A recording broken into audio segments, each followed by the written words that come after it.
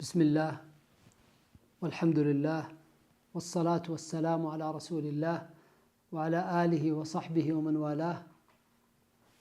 أما بعد، فحامل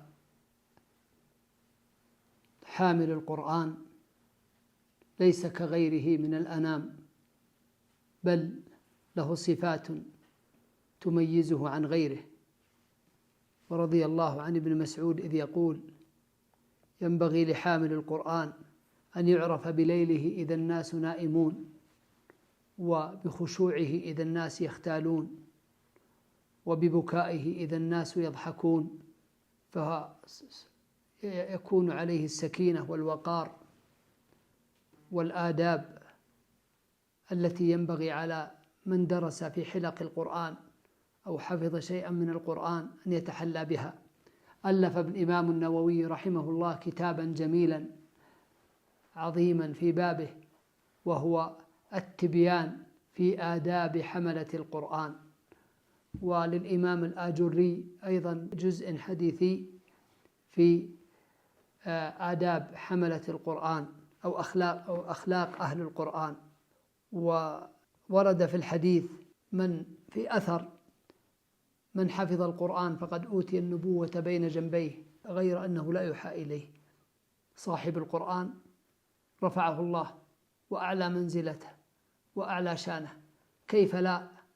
والآية في قوله جل وعلا: بل هو آيات بينات في صدور الذين أوتوا العلم، فجعل الله في صدورهم القرآن، في صدور الذين أوتوا العلم، فسماهم أهل العلم لأن في صدورهم القرآن. فالقرآن يجعل صاحبه في أحسن الأحوال ظاهرا وباطنا: انشراح الصدر، راحة البال، طمأنينة النفس، والخشوع والخضوع والآداب والتخلق مع العباد، والتقوى بينه وبين رب العباد، فيجمع بين أداء حق الله وحق عباده، لأن القرآن علمه ذلك، لأنه يتلو آيات الله، لأنه يقرأ كلام الله فيطبقه في واقعه، مع والديه في البر، مع أقاربه في الصلة، مع الجيران في حسن الجوار، مع الناس، مع الغرباء، مع البعداء، فيكون قرآنا يمشي على الأرض. حامل القرآن يكثر من تلاوته، كما في الحديث: من أصابه هم وحزن فليدعو يقول: اللهم إني عبدك ابن عبدك ابن أمتك ناصيتي بيدك ماض في حكمك عدل في قضائك أسألك بكل اسم هو لك أنزلته في كتابك أو علمته أحدا من خلقك أو استأثرت به في علم الغيب عندك أن تجعل القرآن العظيم ربيع قلبي ونور صدري وجلاء همي وغمي وحزني. اللهم علمني منه ما جهلت وذكرني منه ما نسيت ووفقني لتلاوة أناء الليل وأطراف النهار، إلا أذهب الله همه وحزنه وبدل حزنه فرحا وسرورا. قالوا: يا رسول الله أفلا نتعلمهن؟ قال: ينبغي لمن سمعهن أن يتعلمهن، يعني هذا الدعاء ليكثر منه.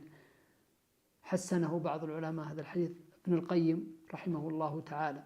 صاحب القرآن في زمن الفتن ينشرح صدره ويلجأ إلى كتاب الله ويتمتع بكلام الله في تلاوته، بعيدا عن الأجهزة، بعيدا عن التيك توك، بعيدا عن البرامج المشغلة عن كتاب الله. لا يشغلك عن القرآن شيء يا حامل القرآن.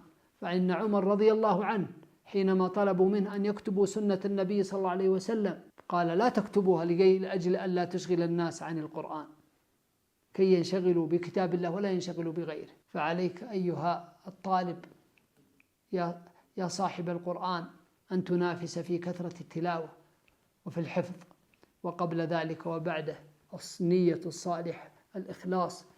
احذر أن يهمك التصدر أو يهمك الظهور، بل اقرأ في سريرتك أجزاء متتابعة في ظلمة الليل أو في ضياء النهار، لتكون عند رب العباد مقبولا موفقا مخلصا مصادقا معانا، تتلوه وتخشع عند تلاوته، وتعلم أنه كلام الله جل وعلا، كما قال القائل: وبالتدبر فاتل كتاب الله لا سيما في حندس الظلم. حكم براهينه واعمل بمحكمه حلا وحظرا وما قد حده أقم.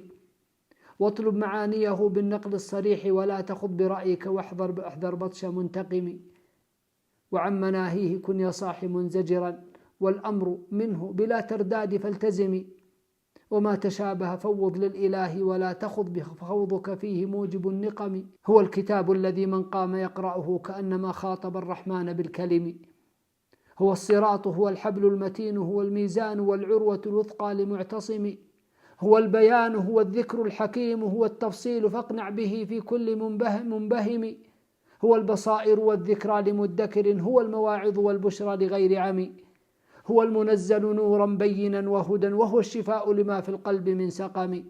لكنه لأولي الإيمان إذ عملوا بما أتى فيه من علم ومن حكم. أما على من تولى عنه فهو عمى لكونه عن هداه المستنير عمي. فمن يقمه يكن يوم المعاد له خير الإمام إلى الفردوس والنعم كما يسوق أولي الإعراض عنه إلى دار المقامع والأنكال والألم. وقد أتى النص في الطولين أنهما ظلا لتاليهما في موقف الغمم. وأنه في غد يأتي لصاحبه مبشرا وحجيجا عنه إن يقم. والملك والخلد يعطيه ويلبسه تاج الوقار الإله الحق ذو الكرم. يقال اقرأ ورتل ورق في غرف الجنان كي تنتهي للمنزل النعم. وحلتان من الفردوس قد كسيت لوالديه لها الأكوان لم تقم. قالا بماذا كسيناها فقيل بما قرأتم ابنكما فاشكر لذي النعم. كفى وحسبك بالقرآن معجزة دامت لدنيا دواما غير منصرم. لم يعتره قط تبديل ولا غير وجل في كثرة الترداد عن سأم. مهيمنا عربي غير ذي عوج مصدقا جاء في التنزيل في القدم. فيه التفاصيل للأحكام مع نبأ عما سيأتي وعن ماض من الأمم. فانظر قوارع آيات المعاد به وانظر لما قص عن عاد وعن إرم. وانظر به شرح أحكام الشريعة هل ترى بها من عويص غير منفصم. أم من صلاح ولم يهدي الأنام له أم باب هلك ولم يزجر ولم يلم. أم كان يغني فقيرا عن هدايته جميع ما عند أهل الأرض من نظم.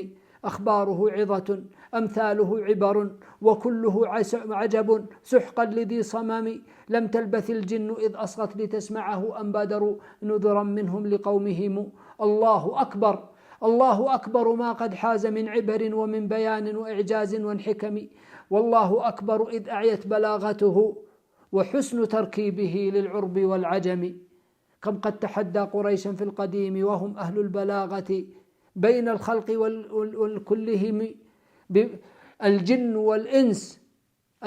والإنس لم يأتوا لو اجتمعوا بمثله ولو انضموا لمثلهم. أن وكيف ورب العرش قائله سبحانه جل عن شبه له وسم. قال الله جل وعلا وآتيناه الحكم صبيا. قال بعض العلماء في كتب التفسير أن من حفظ القرآن قبل البلوغ فقد آتاه الله الحكم صبيا. فعلينا أن نربي أولادنا على حفظ القرآن وحبه والاهتمام به مراجعة وحفظا وتلاوة فسينزل الله لهم من البركات والخيرات في دينهم ودنياهم ما لا يخطر على بال. وقد قال الله جل وعلا وهذا كتاب أنزلناه مبارك ليدبروا آياته وليتذكر أولو الألباب. اللهم اجعلنا من أهل القرآن اللهم اجعلنا من أهل القرآن وارزقنا تلاوته آناء الليل وأطراف النهار. والله أعلم وصلى الله وسلم على نبينا محمد وآله وصحبه أجمعين. جمعية الدعوة والإرشاد وتوعية الجاليات بأبها. بالدعوة نحيا.